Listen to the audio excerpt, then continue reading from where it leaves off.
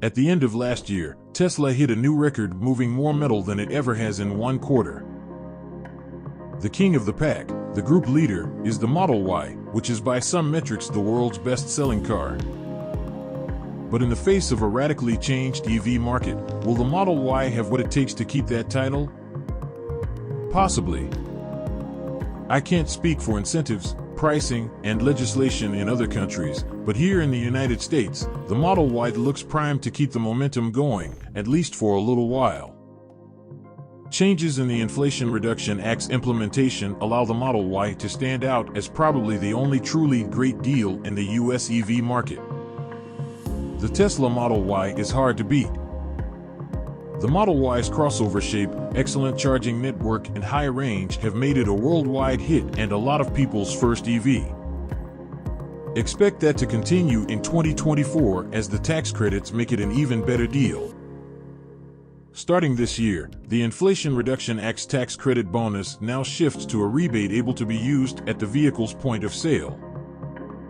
However, stricter rules have significantly slashed the available vehicles eligible, and even some North American-made EVs absolutely take it on the nose. The Ford Mustang Mach-E loses all credits, as do the Volkswagen ID.4 and Nissan Leaf. The remaining models eligible are thirsty PHEV like the Wrangler 4xe, or expensive SUVs and pickups like the Ford F-150 Lightning, Rivian R1, and Tesla Model X. Or discontinued cars like the Chevrolet Bolt EV and EUV twins. Not counting PHEV, there are only about 7 distinct model lines that qualify for the EV tax credit via a purchase.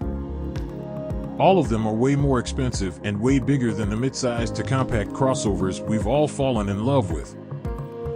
All except one. Technically two, but we are focusing on one, the Tesla Model Y. It's arguable that the Model Y is so popular less because of its merits as a car, but more so because it's such a screaming deal.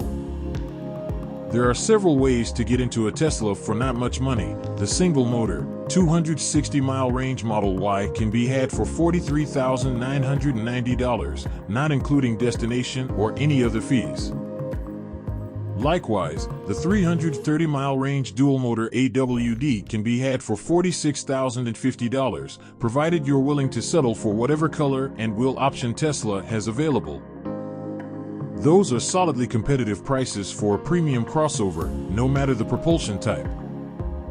A gas or hybrid-powered Lexus NX350 or Acura RDX, in theory, matches the Model Y in terms of premium prestige. But add in the IRA's point-of-sale tax credit, and the Model Y becomes an absolute bargain. At $36,490 RWD and $38,550 AWD, on-lot discounts, the Model Y becomes as cheap as mid- to high-trimmed compact crossovers. Hell, it's a stone's throw away from a few of the subcompact crossovers we've tested not that long ago. And I think that's why the Model Y is so darn successful. At $36,490, a RWD Model Y is about $3,000 more than the top-of-the-line Hyundai Kona Limited AWD we drove last year. In the era of financed purchases, the Tesla would likely be maybe $20 to $30 extra per month more expensive than a budget Hyundai subcompact, an easily stretchable number for buyers. Likewise, the AWD Model Y hits right at the heart, reaching price parity with any given number of compact crossovers, including the Toyota RAV4 and Honda CR-V.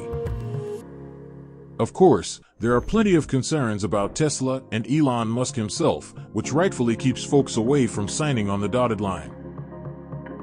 Also, the Model Y itself is not for everyone. The interior is Spartan, the car feels kind of narrow, and the center-mounted do-it-all screen can be frustrating. Yet, overlooking those gripes, it's easy to see why it's selling so well. Drivers, they're getting what they perceive as a premium BMW competitor for budget crossover money. I'd wager that the electric part might just be secondary to that type of customer. It's not clear if pricing the Model Y like this is sustainable or healthy for the brand.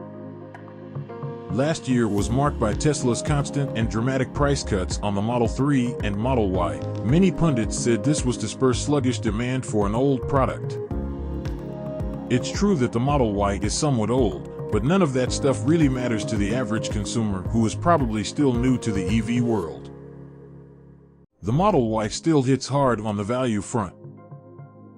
For the consumer in search of a good deal, the Model Y is really only matched by the Chevrolet Bolt, a car that's been canceled. A couple of automakers have tried to dethrone the Tesla Model Y, but none in the US, at least, have succeeded. And we don't expect that to change in 2024. None of them can seem to match the value that lies in the Tesla Model Y. What do you think? Do you see the Tesla Model Y now as the best EV deal in 2024? Let us know in the comments. Don't forget to give this video a thumbs up today if you liked it. That is so important for getting our content out to more people. Thanks for watching, and see you in the next video.